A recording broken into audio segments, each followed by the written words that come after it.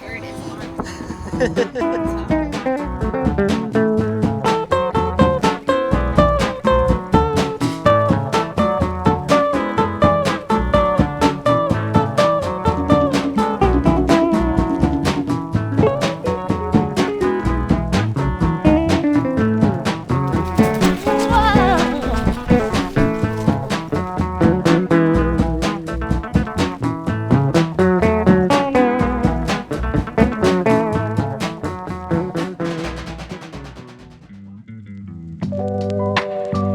I love building up bikes. If you're watching this, you probably do too. After 5 years of borrowing my Omnium on and off, running errands here and there, the time had come for Kelly to sell her Space Horse and pick up her own damn cargo bike.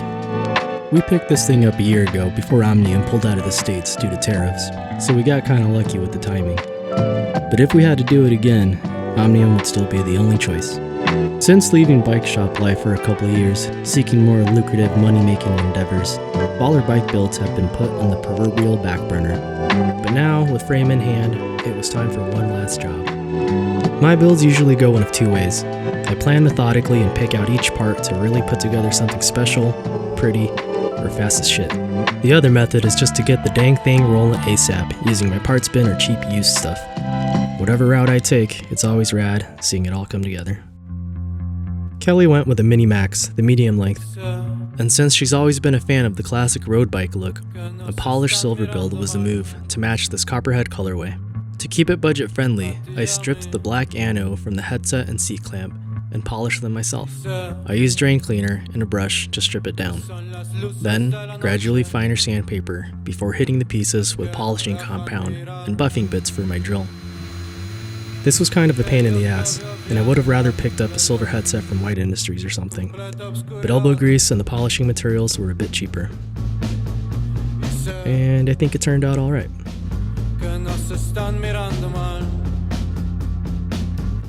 Regular headset presses don't usually work with head tubes this long, so I've put together this rod and these nuts and washers after a visit to the hardware store. I've had to use similar setups with extra large frames too. It works great as long as you're careful, apply even pressure, and take your time.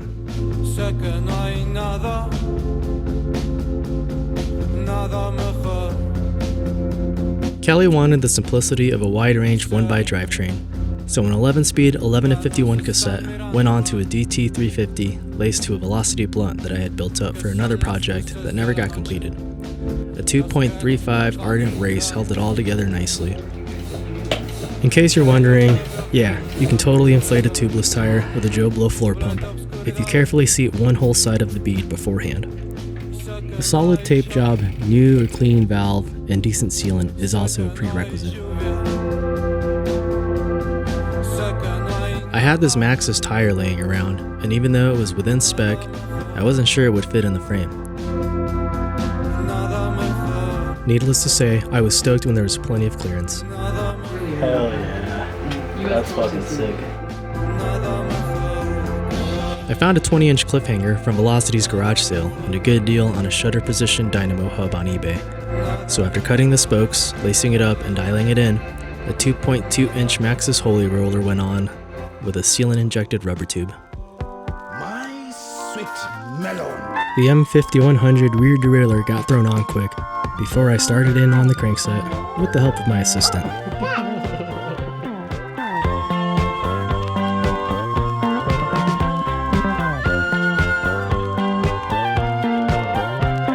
A dab or two of grease and an Easton BSA 30 bottom bracket went in no problem. I normally like to use more grease than this, but this is a tube of the fancy-ass fill wood grease I've had for years and found less is more with this stuff.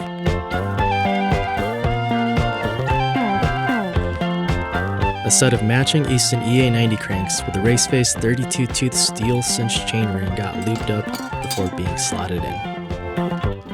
I definitely considered stripping and polishing these arms silver, but decided against it after how much fun I didn't have with the headset cups and seat post collar. I know it's not actually all that hard, it's just not for me, you know?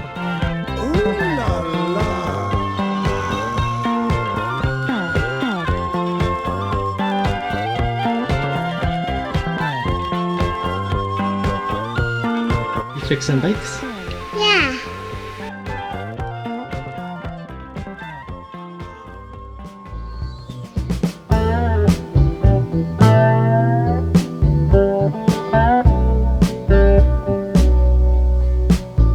After torquing down the cranks and adjusting the preload collar, I threaded in a pair of Shimano GR500 pedals in silver.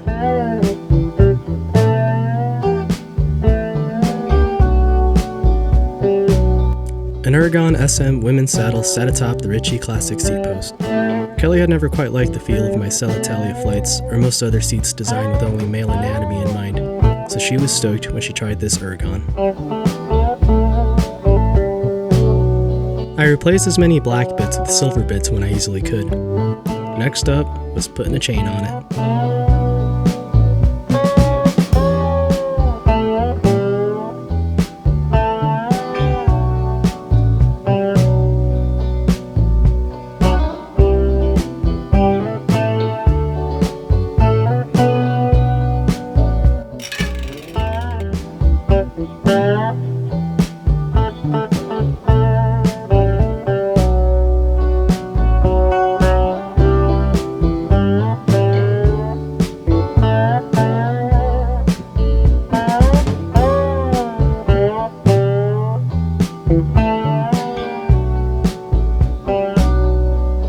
Cut the chain to size, routed it through the derangler, and after jamming that thing high and low to make sure it wouldn't throw the chain, I adjusted the limits and the bead tension.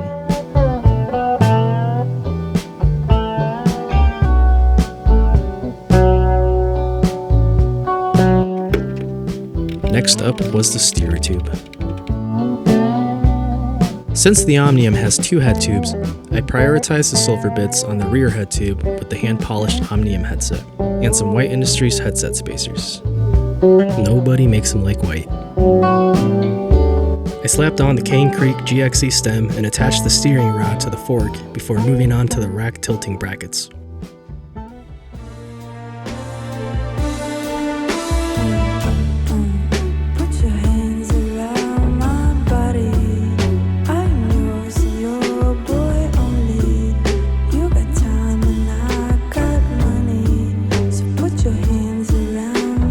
I've had both Damn Goods and now Omnium's brackets for a little while, and I have some thoughts on both. The install of the Omnium brackets was easy and straightforward. The bolts provided are long enough to use the kid's seat bracket too. The only real question, not covered in the documentation, was how they intended us to attach these retentive ball-sprung hinge bolts. They make it easy to take the whole rack off tool-free, but no direction on how to secure them to the bike really, so I just wrapped them around the rack tubing and called it good.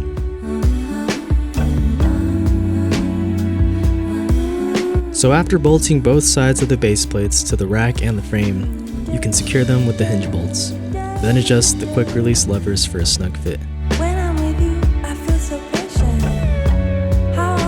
These hinges are honestly necessary for this style of bike, especially for our use case, which is storing them vertically on a tiny porch or slotting them next to each other on a roof rack. A few custom X-Pack webbing straps I had from my Thai Omnium went on Kelly's new rack, and I think the colors match up pretty nicely, especially with the frame bag I'm working on for her.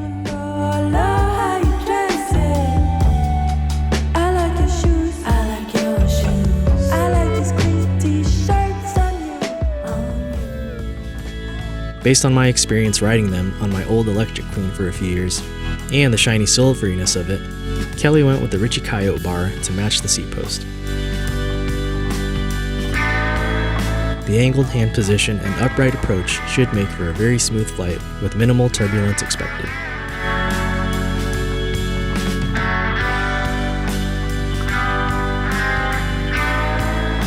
Time to move on to the controls.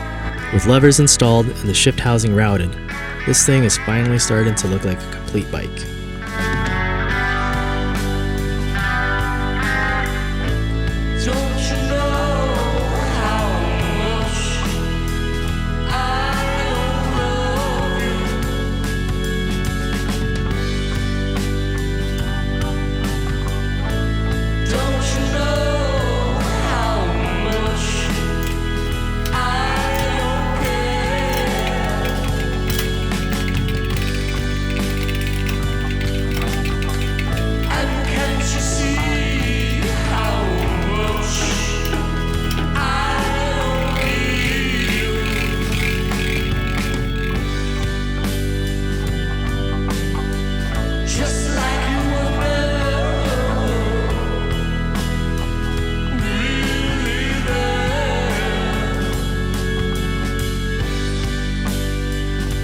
Now to get these hoses cut to length and system bled. I measured once, then cut twice, both front and rear.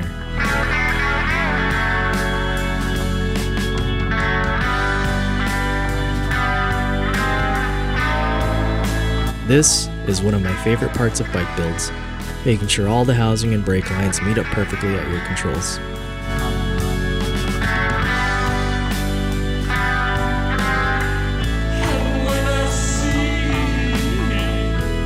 I plopped in a bleed block on the caliper and attached a little Shimano funnel on.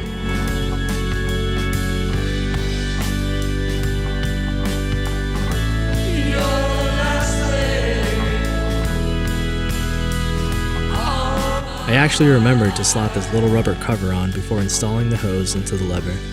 They're not crucial for the brakes to work, but if you've ever installed hydraulic levers before and forgotten this piece, I feel you.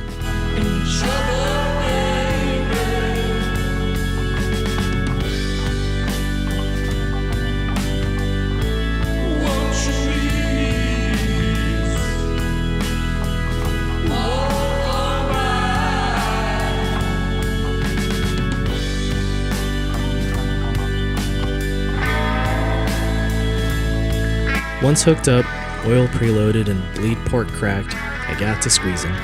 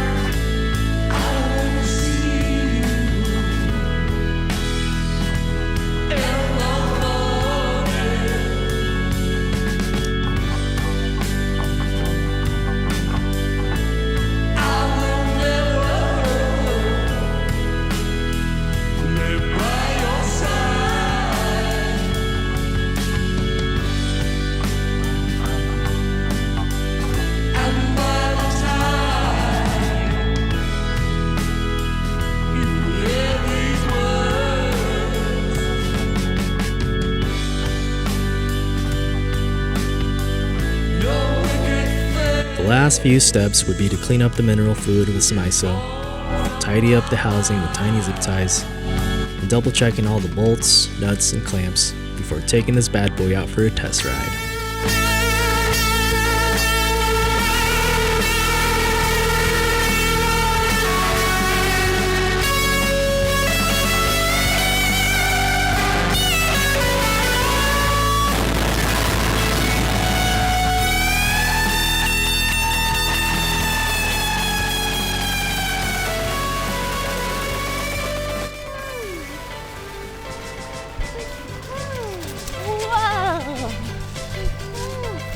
I don't like the rattle and the seat's too high.